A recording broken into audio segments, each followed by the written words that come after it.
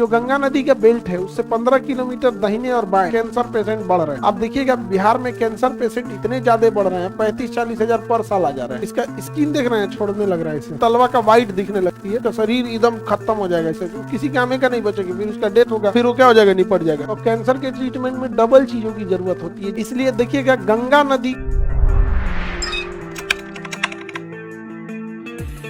Arsenic से क्या हो जाता है, व्हाइट फूड हो गया।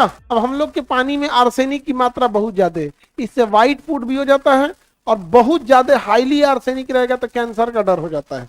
इसलिए देखिएगा गंगा नदी, अगर आपके घर से 15 किलोमीटर के आसपास में गंगा नदी है तो आपके पानी में आर्सेनिक आ रहा है, क्योंकि कानपुर से लेके और इधर आप बनारस और दिल्ली इधर तक, पटना तक जितनी फैक्ट्री है सारा कचरा गंगा नदी में डाल देते। एक स्टडी से पता चला कि जो गंगा नदी का बेल्ट है उससे 15 किलोमीटर दाहिने और बाएं, उस नदी के दाहिने और बाएं के बेल्ट में आर्सेनिक की मात्रा ज्यादा है, और जहाँ कैंसर पेशेंट बढ़ रहे हैं। आप देखिएगा बिहार में कैंसर पेशेंट इतने ज्यादा बढ़ रहे हैं, 35-40 हजार पर साल आ जा रहे हैं, प्रति वर्ष आ जा रहे हैं कैंसर के ट्रीटमेंट के लिए। तो कैंसर के ट्रीटमेंट में डबल चीजों की जरूरत होती है। जब सबसे पहले जब कैंसर आपको पता चलता है तो बहुत हाई लेवल तक पहुंच जाता है, तो उस समय आपको दवा ही करना पड़ेगा। पहले ऑपरेशन से काटना पड़ेगा, फिर कीमोथेरेपी देनी होगी, फिर रेडिएशन देना होगा, उसके बाद जाइए आयुर्वेदिक, क्योंकि कैंसर बहुत एडवांस हो चुका है वर्तमान समय में, और आयुर्वेदिक पे पिछले 1000 साल से रिसर्च नहीं हो रहा है।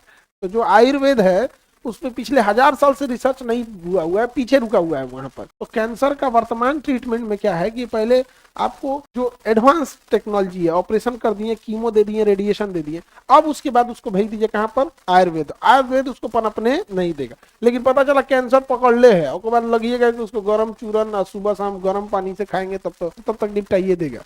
क्योंकि आयुर्वेद में क्या है ना, डेटा कोई मेंटेन नहीं रखता है। आयुर्वेदिक दुकान में कोई कंप्यूटर नहीं है, पेशेंट नंबर में कुछ नहीं होता है, चौकी पे बैठिए आपको दे देंगे, जीए मरे काम खत्म। वहाँ डेटा मेंटेन नहीं रहता है, इसलिए उस पर क्वेश्चन उठाना बहुत आसान होता है, मतलब मुश्किल होता है, नहीं समझे। अच्छा, उसमें कोई इमरजेंसी वार्ड नहीं होता है, कोई रेफर वेफर वाला सिस्टम नहीं, ऑपरेशन थिएटर कुछ नहीं, सीधे आओ चौकी बैठो, नहीं समझे।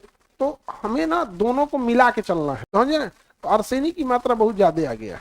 आर्सेनिक की मात्रा क्या आ गया, तो आर्सेनिक से क्या हो जाता है, व्हाइट फूड। क्या हो जाता है, व्हाइट फूड। स्किन का डिजीज है व्हाइट फूड, आर्सेनिक के कारण होता है। किसके कारण होता है, आर्सेनिक के कारण हो जाता है व्हाइट फूड। कौन सी बीमारी, व्हाइट फूड। व्हाइट फूड, इसका स्किन देख रहे हैं, छोड़ने लग रहा है, इसे तलवा वगैरह छोड़ने लगता है यहाँ पे। ये किसके प्रदूषण के कारण है, आर्सेनिक। यही क्या है, व्हाइट फूड छोड़ने लगता है, तो डेड स्किन तलवा का व्हाइट दिखने लगती है, तो क्या हो जाता है इसे, व्हाइट फूड। किसको किसको ऐसा है, आर्सेनिक प्रदूषण है, हाँ आर्सेनिक है, आर्सेनिक पोल्यूशन का कारण होता है। किससे आता है, आर्सेनिक प्रदूषण का कारण।